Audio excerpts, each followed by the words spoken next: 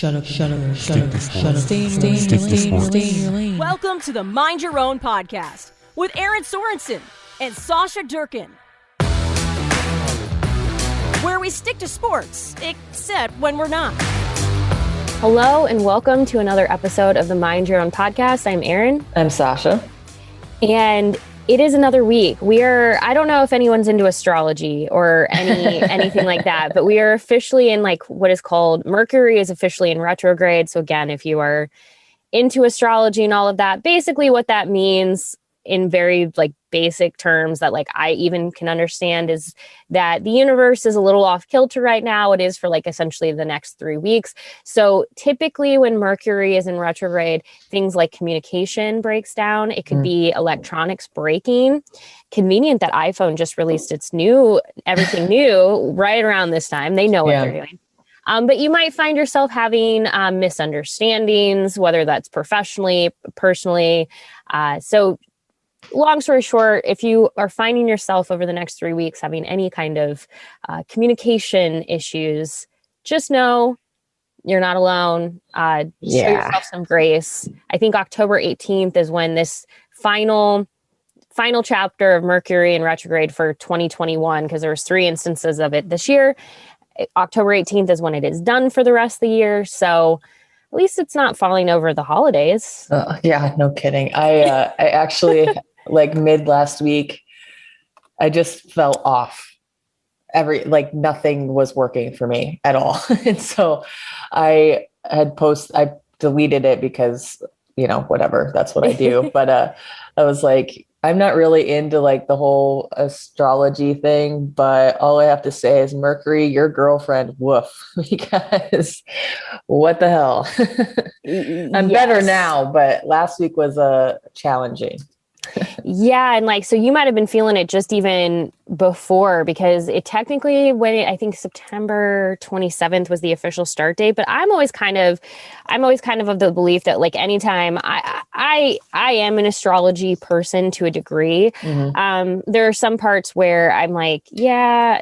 So this has actually been really interesting. Sorry, not what we were going to talk about today, but if anyone's curious, I've kind of spent some time asking people that are really into astrology, like, what do I need to know? And like, there are like different signs, like you have you have your like rising sign, you have your sun sign, like there are different things. So like when you're reading your astrology and you're like, wow, this doesn't sound like me at all, or this isn't, because like, I'm a Libra by like my birth date, but like a lot of the things that like I definitely am like, I like to see balance. I like to see equality, like fairness. I like to keep the peace, but there are certain parts of the Libra personality that don't match me 100%. And I've always been told like, that's okay, because like you have these other signs that like affect different parts of your being. And it's actually really interesting. And so if you're into that kind of thing, I do think the universe does have some like just general effect on our everyday, like when, the weather changes and suddenly you start to feel like congestion in your head, or you might feel pressure. The universe does just like have its effects. So like, if you are feeling a little like out of sorts right now, it's okay. It's really okay. I always, like when I used to read my horoscope like all the time, just because it was like in the paper or whatever. But then like I'd start to think, well, that many people act the same exact way that I do because we're all under the same sign. Like, whoa, kind of crazy. Yeah, it's something that I'm into. Like I said, it's kind of at the same time, like, I try to be hesitant with like not reading too much into everything. I think it's really easy. And, I think it's really easy to kind of seek out things that like kind of like explain why we are the way we are. So I try to be mindful of that, not like make something necessarily out of nothing, but it is interesting. So for sure. Before we turn this into an astrology podcast, Sausha, I have to ask you, you just ran market to market. How did it go? Okay. So it was a bumpy ride to get to the start. We originally started with 8 runners, and then one person dropped off, and then 36 hours before race time, another person dropped off. So I was prepared to run 3 times and ended up having to run 4. Oh no. Wow. But I had a freaking blast. Like, it's a long day, but it didn't seem that long because you're constantly moving, or you're stretching, or you're mentally preparing for the next stage that you have to run. I actually surprised myself. Typically, like in any training that I've been doing, because I'm also running the Habsy next month. I live in a really, really hilly area of town in Omaha. It's literally hills, regardless of what direction you go or where you're at. And so that like mentally was challenging for me. And I was running like 10, 15 miles, like 10-minute miles, I should say. Wow. And I was frustrated because I know I can run faster than that. And I ended up I was in the 9s. I actually broke 9 on my second leg. But then by that time I had to run for the 4th time, my legs were lead and I was just mentally spent. It's a lot, but for only having 6 people running, we finished top 100. Oh, wow. Out of like 574 total teams. And we finished. Wow. I didn't realize they have that many teams. Yeah, it was crazy. We finished in under 11 hours as a team. It was just an absolute blast, and we're already planning next year. Like, I didn't know what to expect, but was pleasantly surprised at how much fun it was. I have always wanted to do market to market, but it always falls on a Husker away game. So I've never been able to do it. But one year, maybe it'll fall. I don't know. Maybe it'll fall on a bye week. I think they do it purposely, because then they don't have to worry about any kind of game day, anything, which is totally fine. But like I said, if market to market ever wants to pick a bye weekend, yeah, I'm there. I would love it. It would be fun. I would have totally joined you, but I was in Michigan. So yeah. But good job. Congratulations. Yeah, it was so much fun. I'm really looking forward to next year already. Which I didn't think I was going to say. Good job for your team. I loved how prepared your team was too. I was following a little bit of, like, Sadie was keeping everyone updated on Instagram, and I love how different teams approach it, because your team definitely approached it like, we're in this, we mean business. And so she's showing like all of the different snacks and food, and sorry to everyone who's playing the drinking game, you can drink now because my computer's about to take flight. So if you hear a very like nice little hum in the background, that's what it's happening. I'm not even touching my computer. I don't even know what it wants. It's Mercury in retrograde. I don't know what you want. But then I saw somebody else post, and they like had like only a cooler of beer. And I'm like, you're not going to be feeling good after 12 hours. Oh my gosh, dude. I can't even imagine. Like, we were joking at the end, like, next time we'll have drinks while we're running. I'm like, no, I'm not going to. Also, I'm super competitive, and like, I didn't obviously expect that our team was going to finish that high. I was the slowest runner on our team. But there's no way. Like, just a gut full of beer. No. Like, there's certain races that I've seen where it's like, it's intended to be like, they do it where like you run halfway to like a spot where they serve beer and you hang out for a while and then you run back. But like, it's kind of like the taco ride. The leg back is usually not intended to be like this intense. It's more like probably a lot of people wobbling, and then you're really intense people who are somehow like beyond explanation that are able to drink and then go for a nice little jog. But I mean, to do that for like 12 hours, knowing that I wouldn't be able, I can feel the migraine that I would have by the end of that day. Yeah.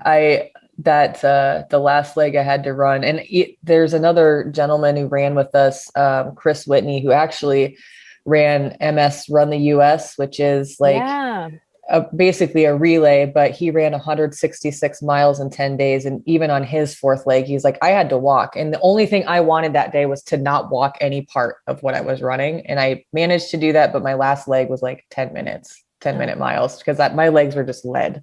I can't imagine doing that and being slightly intoxicated or having had a beer. Yes. I think that's the hard part with running too, is like, I've always felt like when I've run half marathons, like once you stop, getting yourself started again is one of the most difficult pieces. Like, honestly, Yeah. if you go, you just have to keep going. So I think Yep. that has to be the most mentally challenging part of market to market, is the fact that you take breaks, which you think in your mind is a good thing, which it is, but like your brain is like, okay, I've done this hard, I've exerted all of this energy, and you're like, all right, let's go do it again. And your brain is telling your body, no, thank you. Whoa. We have Yeah. already done this. We're fine. So I think it's the stopping and then starting again that is such a like a mental endurance that people don't realize. Like, it's not a like, well, hey, I've gotten the last hour off. It's like, no, honestly, not moving for that last hour is probably actually the hardest part. Yeah. And it was like, well, we only had 6 people, so we had to like hurry up and get to the next exchange point, and like trying to, then you're, at the next exchange point and you're hurriedly trying to stretch, because if you don't stretch, your legs might fall off. It was a great experience. And if people are into running, I very strongly suggest at least doing one. Yeah. Oh, I'm so proud of you. Good job. Your whole team. It was fun to follow along. I appreciated Sadie's updates throughout the day, but yeah, that was a lot of fun to kind of live vicariously, because I was waiting for a night game to start. So I was just sitting and waiting and observing. Yeah. Well, before we just only talk about market to market and astrology, which we could totally do, and some of you would be totally into it, which I appreciate. I actually did send Sausha something. Now, I have to give credit where credit is due. I was on Greg Smith's Straight Up Breakdown podcast this week, and this was a topic he wanted to get to, but as this will shock absolutely none of you, I went on a tangent about gymnastics specifically, and completely derailed his like timeline for this podcast of like what we were going to talk about. So there was one piece of it that he was like, I wanted to talk about, we didn't get to. So I'm like, good news, I'm stealing it for the Mind Your Own podcast this week. So that is like, I have to give credit to Greg. Go listen to the Straight Up Breakdown podcast, not just because I'm on it this week, but always listen to it. He gets real with a lot of things that are going on in sports, not just Nebraska sports related, but, a variety of different things going on. So what he had sent me is an article about, let me go just double check like because I kind of did my own digging in this a little bit, because I was like, I've kind of, to be honest with you, have avoided not news. Like, I don't think it's good to avoid news. Like I have so many thoughts going through my head right now. So there are times where, it is the, okay, I'm on track. Told you, lots of thoughts just happening in my head right now. My computer is going to explode. Like we are just in full swing right now. So he sent me a tweet that is on Bradley Beal. NBA player Bradley Beal. The tweet is from Quentin Mayo, and it says, I would ask the question to those who are getting vaccinated, why are you still getting COVID? That is a quote from Bradley Beal that Quentin Mayo tweeted. So I went and got this story, and this is what he wanted to talk about, was kind of what Bradley had said, because we are getting close to basketball season, just so everyone knows, like we're getting close to basketball season. And that's hard to believe because it's already almost October, but we are. So Bradley Beal is a guard for the Washington Wizards. And we'll link all of this in the show notes at hailvarsity.com if you want to go read any of these stories. He was asked about getting the COVID-19 vaccine, and he said he definitely thinks about it, but he doesn't feel any pressure to get it. And his quote is, I don't think you can pressure anybody into making a decision about their body or what they put into their body. We can have this discussion about a lot of different topics besides vaccines too. You don't necessarily force anybody or kind of say it's time for a vaccine. I think you kind of let people come into their own about it. If they do their research when they feel comfortable, they do it. I definitely think about it for sure. With the guidelines that the league makes and everything, the protocols they're doing, it kind of makes it difficult on us to where they kind of force us in a way to want to get it. At the end of the day, I talk it over with my family and we make a decision about what's best for us. So then he was asked, continued the like whole question and exchange.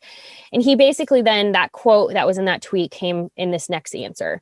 I would like an explanation to people with vaccines. Why are people still getting COVID? If that is something that vaccinated individuals are supposed to be highly protected from, it's funny that it only reduces your chances of going to the hospital. It doesn't eliminate anybody from getting COVID, right? You can still get COVID and you can still pass it along with the vaccination, right? I am just asking the question. So what we have seen lately is a number of NBA players that have come forward and said something similar to what Beal is saying. I need to do my research. I don't understand why people who are vaccinated are still getting it. So yes, if you are vaccinated, you are able to still contract COVID. You could still spread COVID, but the likelihood that you contracted and spread it is significantly reduced. And the likelihood of you having to go to the hospital or be seriously ill as a result is reduced. It's not impossible, but that is the case with any vaccine. Yep. So to just start here, I just have to say we have a fundamental misunderstanding of vaccinations in this country right now. And at some point we have to stop playing with kid gloves on this, because I don't care anymore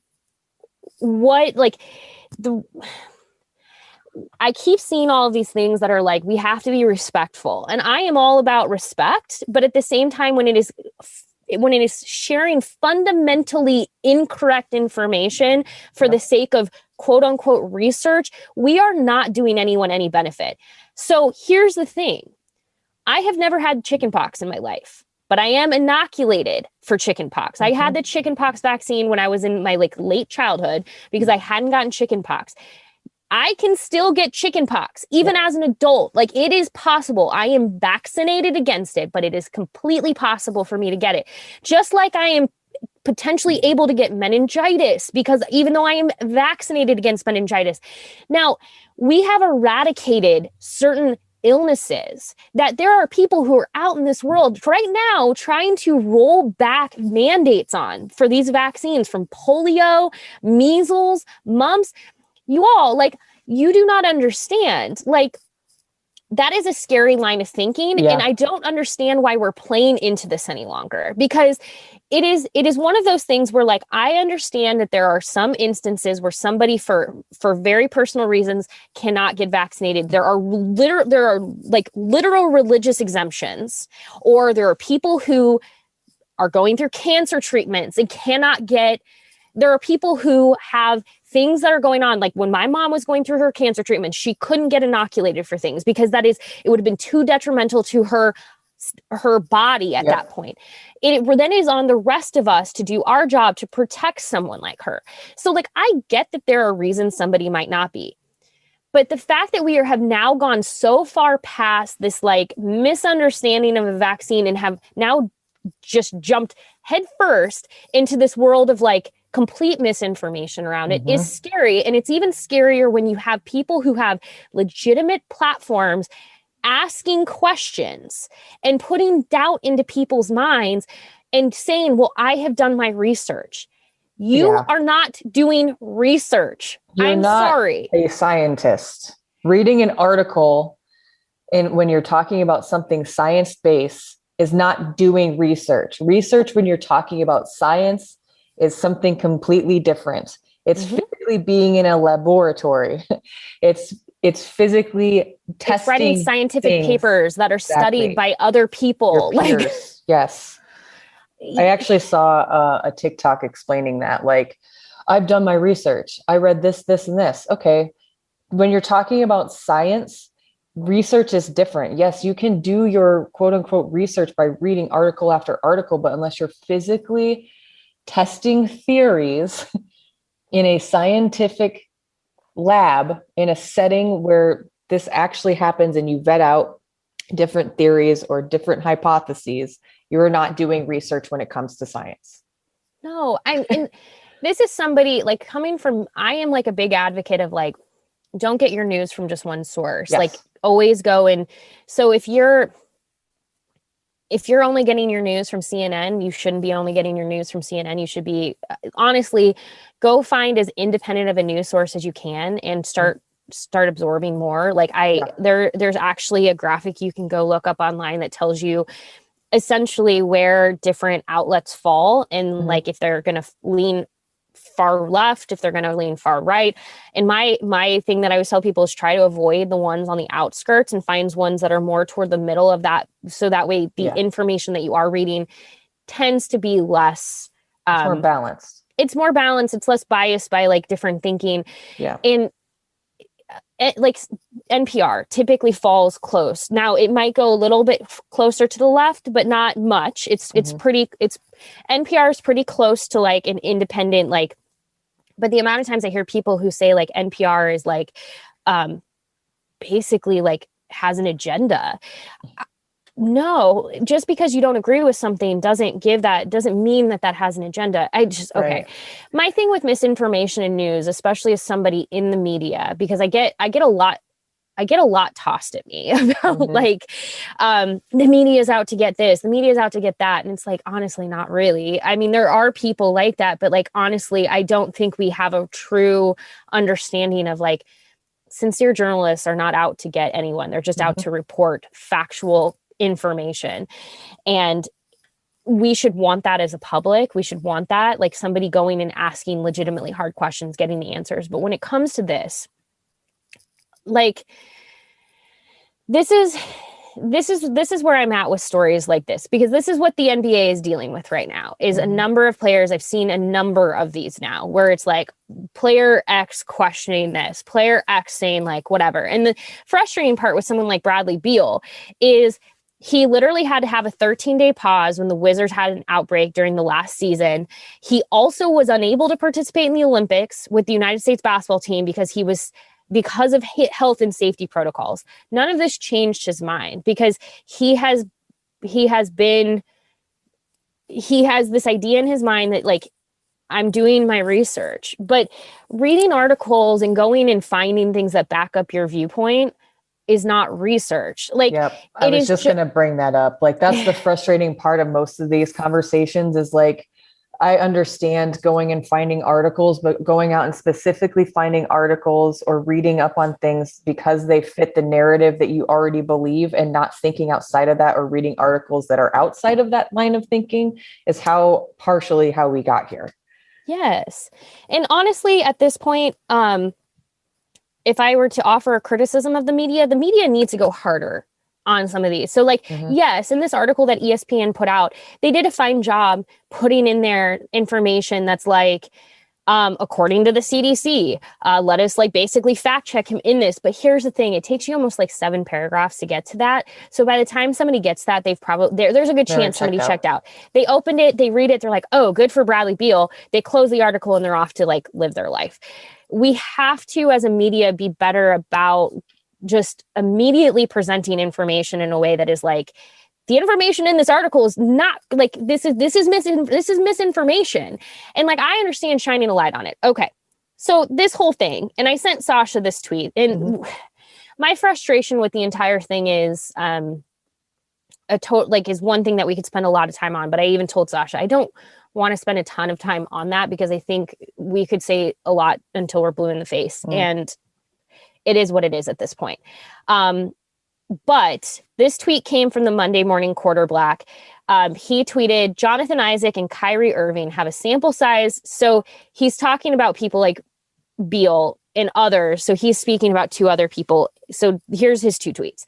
Jonathan Isaac and Kyrie Irving have a sample size to investigate the effects of the vaccine, he quote unquote vaccines. It's called the Wnba. They somehow had 99% of their workforce vaccinated without complaints of bullying or religious exemptions or crusades for the unvaxxed. Just talk to them. You don't want to trust doctors or Dr. Fauci, whatever, but literally almost all of the Wnba is vaccinated. So if there's some concern, you have an entire sample to actually research, and not some Instagram conspiracy feed or some nonsense trust in God bullshit. Yeah. And I'll link this article about it. Just was released within like the last week and a half from Sports Illustrated about what we can learn from the WNBA's vaccination success. And my point here is like, we really need, first and foremost, just to listen to women, trust women. women are leading. The WNBA leads in so many ways. Like the WNBA, when it has come to social justice issues, leads the way. Now, the NBA is actually disappointing me a little bit because the WNBA has actually, in my opinion, as a league, done pretty well as far as like how it's handled social justice issues and different things. But unfortunately, it feels like the WNBA is sort of looking at this one as, now Brandon Beal's right. They have made it more difficult for, or excuse me, I said Brandon Beal, Bradley Beal. Goodness. The NBA has put things in place that are basically making the players have to really think about getting the vaccine. Like there are certain restrictions as far as like, you're not going to be able to practice in a certain, like you're not going to be able to be in like team settings in certain environments. You're subject to like testing, I think daily. I'd have to go look up what their like whole restrictions are, but they're making it basically like, if you are not going to get vaccinated, we are going to quite literally make you jump through hoops. At that point, you need to do something, because they're making it so difficult that this is what's happening is you're having people like Beal who are complaining openly about like, I need to do my research. I'm feeling bullied. I'm blah, blah, blah, blah, blah. And he didn't say that, but other people have. The point is, the WNBA reached its level of success in this space through a player-led campaign. Yes. So I will link this Sports Illustrated article for everyone, but just so you know, it's coming from Sports Illustrated. I'm going to totally butcher her last name, so I apologize in advance, but it comes from a reporter, Wnba Baccalari. She has a really cool last name, and I'm sad that I'm completely just making it sound awful. But the whole story is great. It's worth a read. It is. So here's just the first part. Last winter, WNBA Commissioner Kathy Engelbert sat down to speak with the executive director of the Players Union, Terry Jackson. The COVID-19 vaccines would roll out to the general public by spring, and with the league season starting in May, both women knew that achieving a high vaccination rate among the players would be a priority. Engelbert asked Jackson what she thought the league could do to make that happen, and Jackson had an answer ready. Nothing. She knew that any vaccination effort would require a strong focus on player education and on streamlining basic logistics. But the most important ingredient by far would be trust. And for players who might already be skeptical about getting the shot, it would be much easier to build that trust if the conversation started as one among teammates, not as a meeting with an employer. What I said to Kathy was, you have to let me do this, Jackson recalls. We, PA staff, we know we had to do this. We know that it had to come purely from the Players Association because we are the players. We report to them and they trust us, period, the end. So that is what they did. They decided to go through a one-on-one outreach to players to gauge concerns, understand what their thoughts were. They created a open, shame-free space for people to ask questions in an environment that allowed for those answers to be fairly addressed. To not have what happened with Beal, because you're hearing me criticize him, and I'm sorry, he deserves that criticism. But he's asking a group of reporters in a public setting that is now going to go viral across the country, tell me, like, help me understand this. Like, that is not how that needed to be addressed. The WNBA instead said, let's bring the players in one-on-one, let them have a shame-free environment to ask questions.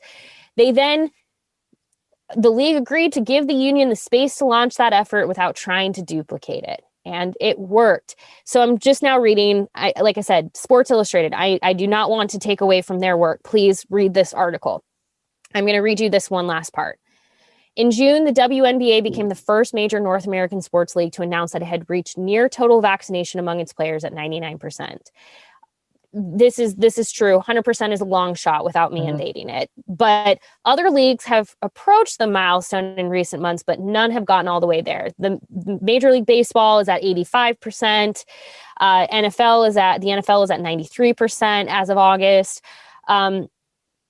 It's above the national vaccination rate, which is around 55%. The NHL hopes to be around 98% by the time its season starts in October. The WNBA, though, remains the gold standard. Understanding they don't have as many players as Major League Baseball, they don't have as many players as the NFL, yes, but they are, I love this line, but the WNBA is pioneering player-led approach to outreach. And that's the thing here. The WNBA from day one has been about women leading the charge. I sent this piece of this article to Sausha because it stood out to me. Mm-hmm. In 2020, after the death of George Floyd, after the murder of George Floyd,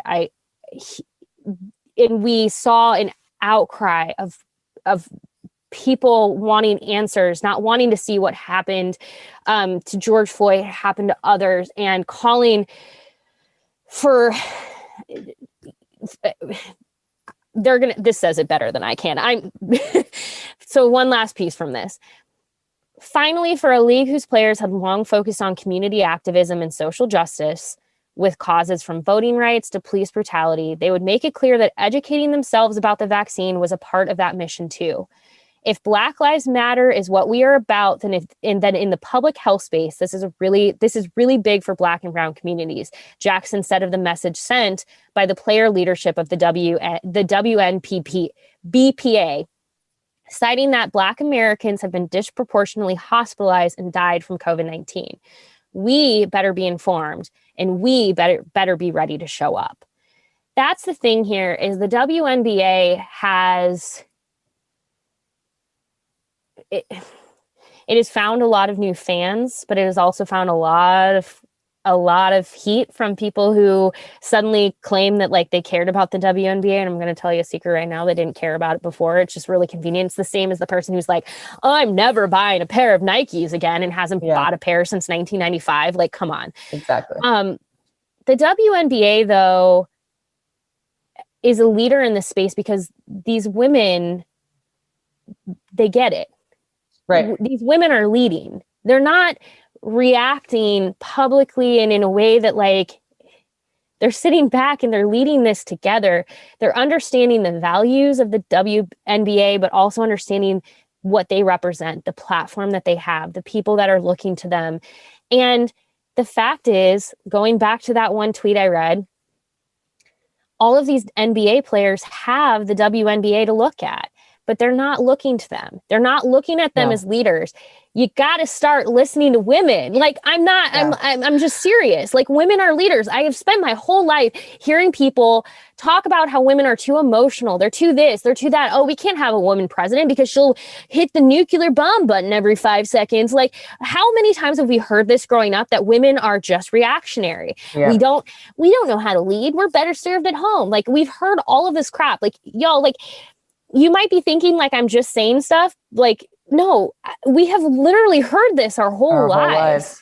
And I'm sick and tired of it when women are literally the ones leading the freaking way. Yeah, they understand that in order for people to have open lines of communication, obviously speaking about the WNBA and this situation in like specifically, understanding how to appropriately communicate something that maybe a lot of people don't understand, and figuring out a space that is safe enough for people to ask the questions that everybody's been wanting to ask in a setting where it's literally there is no judgment.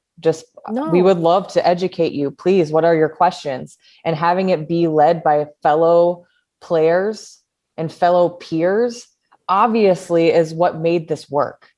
Yes. And I mean, it's actually something that as a person who's a major advocate for getting the vaccine, but not just this vaccine, get vaccinated in general, go get your flu shot.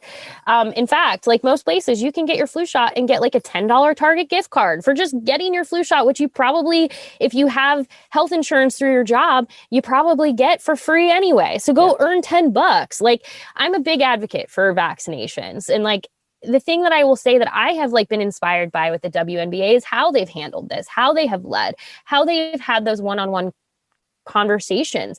We have talked about this on this podcast, and I need to keep learning this for myself too. We have often said that like sometimes the most impactful conversations you can have are the ones individually, the ones one-on-one where you can sit down with somebody and they can share in a judge-free zone their thoughts, their concerns, and you can have that conversation with them. Right. I've actually thought about this a little bit for myself. I don't think I'm at a place where I I need to work on this personally. Like, when we see people who say like, oh, people who are pro-vaccine need to be less judgmental and need to be less like aggressive, like to some degree, like, yes, like I don't need to be like attacking you like out of nowhere. Mm-hmm. But no, I'm not going to be cool with like you spreading misinformation. Like I'm not going to be Right. like, I'm going to sit here and be patient with that. But no, I look at the WNBA and how they handled this and I'm like, okay, what can I take from this? How can I be a better leader in the way that they handled it? Because they are leaders. Like they have, when it comes to things that not only matter to them, but matter to the good of our society, they handle it and they figure out how to handle it together. And I'm going to tell you, not every single woman in the WNBA probably agrees with each other on things. Like there are probably people who are like, yeah, I don't 100% agree with you on that, or I don't agree on that. But somehow they manage to come together and be cohesive in their message. Right. I did like the line too that, and I'd have to go back and look in the article, but there was a woman who I don't know if she was a scientist or a doctor, but she was brought in for one of these Zoom sessions that they had set up, which by the way, they made it very, very convenient for the players to attend and be a part of these sessions.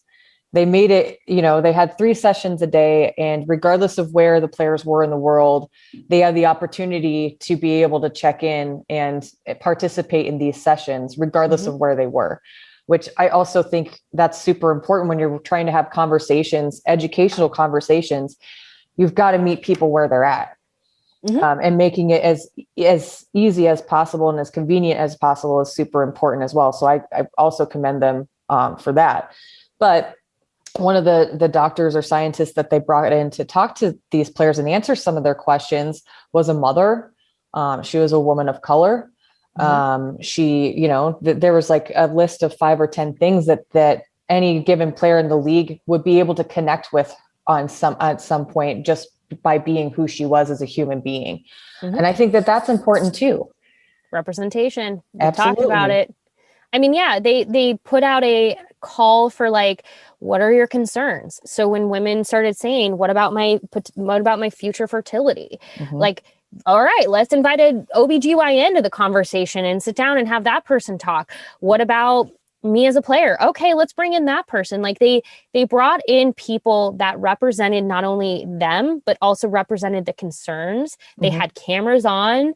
I love that there was zero like, there's no judgment. No, they spent there, and like the amount of like the women, the amount of experts who came to these calls and left going like, that was great. Like it was an earnest conversation. I felt like it was productive. I felt like we learned something. It was, they talk about it was a safe space. That is like, my question is, what is the NBA doing? What is the NFL doing? What is Major League Baseball doing? What is the NHL doing? What is any of these other leagues doing? Even college football. Like I think about, okay, let's bring it back to Nebraska for a minute. I think about when Scott Frost said like, they're educating the team.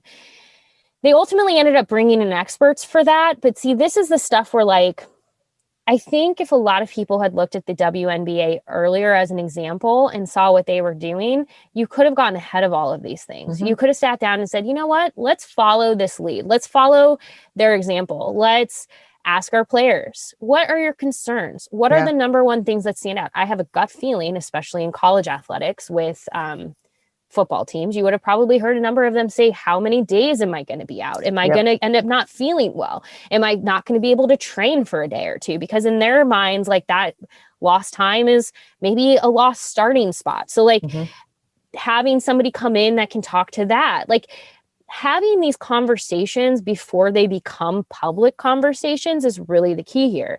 The WNBA got ahead of it. They brought in experts. They had the conversations. They let the players lead before it ever became a question.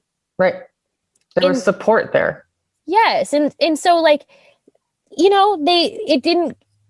it's not like everyone ran out overnight and got them. It took time, but like, because they had that, it was player led. As players saw others that they trusted, going out and getting the vaccine. They felt comfortable. It was, I don't know. I love how Engelbert, she didn't do an interview for this, but she released a statement for this article and said, from day one on the job as commissioner, we have been leading with a player first agenda, and we highly value the relationship the league has with the WBPA and the WNBPA. I keep those letters just like, or and WNBA players. Our mutual success depends on a positive and collaborative relationship, and I am proud of and commend the players for their leadership in getting the vaccine and serving as role models across all of sports in society. And here's the funny part. The WNBPA's original goal in all of this wasn't even a high vaccination rate. They just wanted it was simply, I'm reading from the article, it was simply to encourage their players to feel empowered and educated about their choice. That's it. Boom. They wanted to encourage their players to feel empowered and educated about their choice. And here's what they didn't do. They didn't send people down a rabbit hole of Google links to do their research. They provided the experts to them because, you know, I don't know what has happened in the last year and a half, but I don't have a doctorate. I am not a scientist. I did not go to medical school.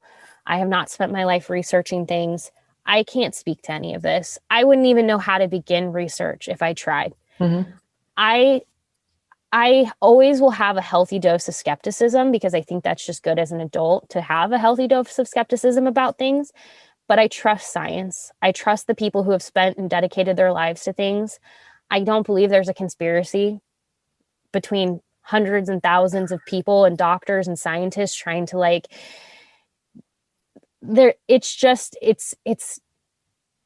I just simply trust the people who are experts. And there might be somebody out there listening to this who goes, well, then you're a sheep.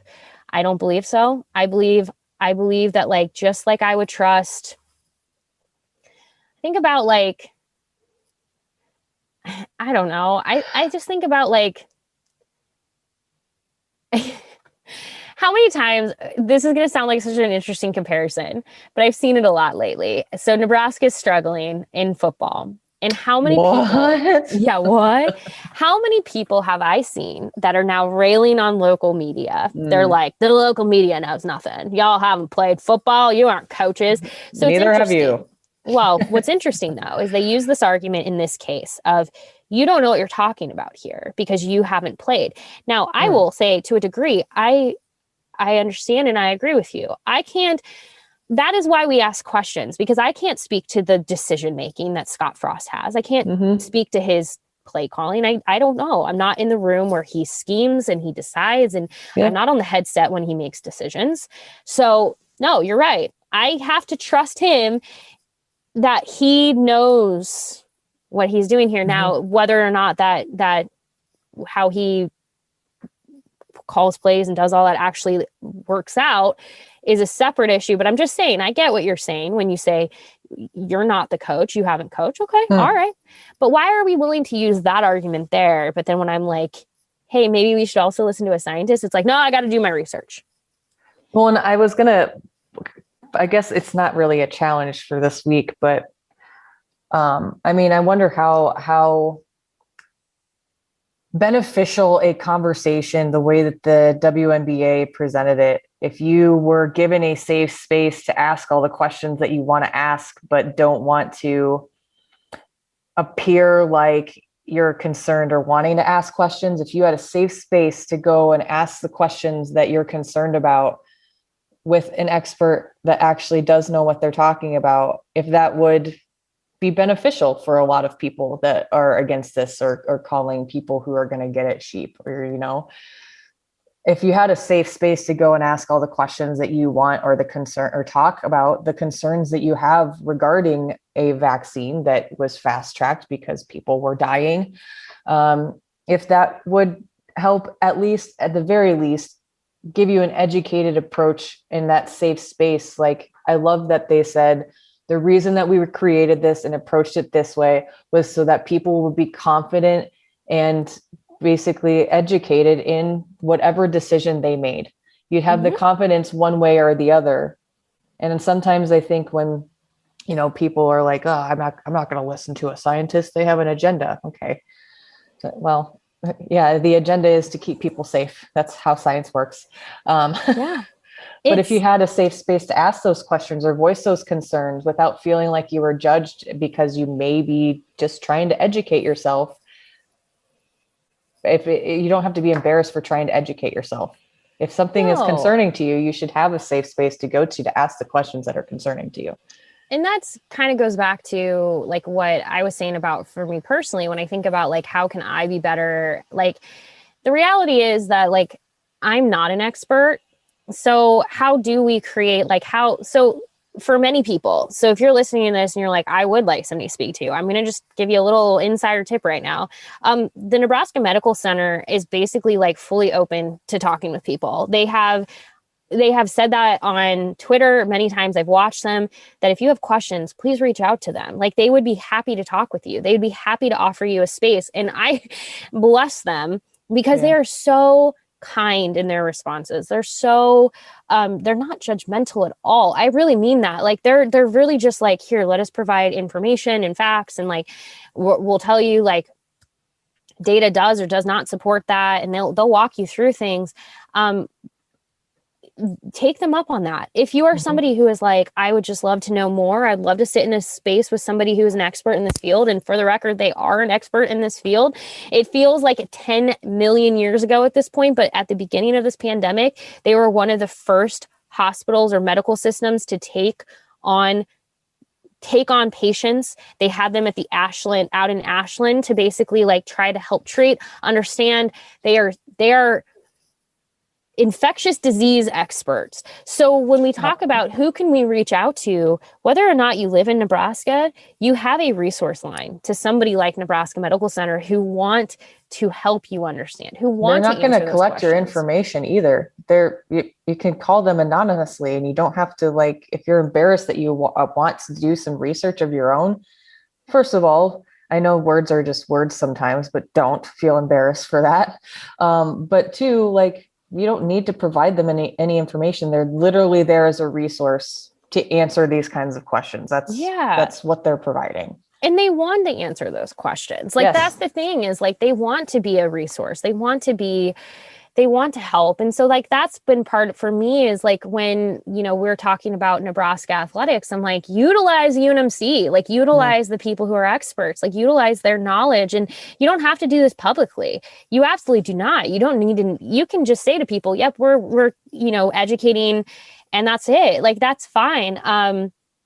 With that said, and I think we can kind of end here because it's important. HIPAA is completely misunderstood. Yeah, it is. Just so y'all know, if there's any confusion on this, if you see a member of the media asking a coach or a player about their vaccination status, somebody should probably actually let Nick Rolovich at Washington State know this. Being asked that information is not a violation of your HIPAA. It's not a violation of HIPAA. It's also not a violation if you give that information away personally. What HIPAA does is it basically gives you the protection from your healthcare provider or your doctor giving that information away. Right. Now, if I went and called your doctor and said, hey, can you tell me if Sausha is vaccinated, and that doctor gave me information, that would be a HIPAA violation.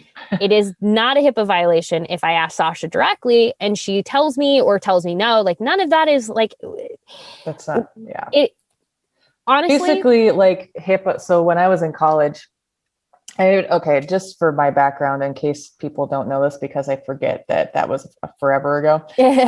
But the first time I went to college, I went for nuclear medicine. That's super cool. and like HIPAA was just like being formed, and like the idiosyncrasies of it were being worked out. But HIPAA was created around that time. I was working in a hospital. We had to have extensive training on it. Basically, HIPAA is there to protect patients from doctors or any medical professional who encounters you or has access to your records from telling anybody the information of the services provided to you. Period. Like that's what it is. And if you I can't, I'm obviously not in the medical field anymore, but if you have questions, that information is readily accessible to you. You can literally, I'm pretty sure, go to, I think it's HIPAA.org, and it has all the information on how this works there. I'll look it up right now. It also, people spell HIPAA incorrectly, which tells me that they don't know what actual HIPAA, it's HIPAA.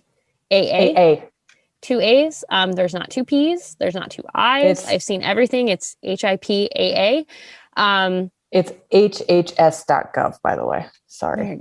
Perfect. Yeah. I mean, this is just, and this is where I kind of go back to with like, if you're like, why does this relate to sports? Well, obviously the WNBA is an example, and the NBA is concerning. But athletes have platforms. We all have platforms. We talked about that on this show before. We all have a platform. But athletes especially have a platform where they're given media. They have a lot of followers on social, and they have the power to influence people. And it's concerning to me when I see people with a lot of influence sharing misinformation. And it's not about a difference in beliefs. I really mean that. Y'all, like, we have difference in beliefs. Like, there are differences in beliefs, but like, this is something where it's spreading sincere misinformation. And that's concerning, because there are people out there that are fans of these athletes who are going to look at this and go, they have just legitimized this line of thinking for me. And that's concerning, because you've now made it more difficult for somebody to get maybe the information that they need to get. And so, again, I know that like I can certainly be better. Like I can sometimes be very, very aggressive in my thinking, and like I don't know how to put that, but I can be. I'm very, very straightforward with like my thoughts, and I could be better in like how I approach some things. But I want to try to use the influence and platform that I have responsibly. And part of that is acknowledging that I don't know everything. So I'm going to lean on the experts. I'm going to lean on the people who know what they're talking about. I'm not going to go seek out some random website that like has a questionable URL to back up a belief that like, I don't know. I don't really know how to end this. I just think that like we need to listen to women more. The WNBA is leading. I think the WNBA should be given a lot more credit for a lot of things. But like, seriously, like, listen to the WNBA, listen to women, like, look at how other people are leading, and take a note, like take a page out of that book. And because this is not going to help anyone if we keep having people like Bradley Beal sit in press conferences and sit in front of microphones and ask questions that shouldn't be asked in that environment. Those are questions that need to be asked in an environment with experts.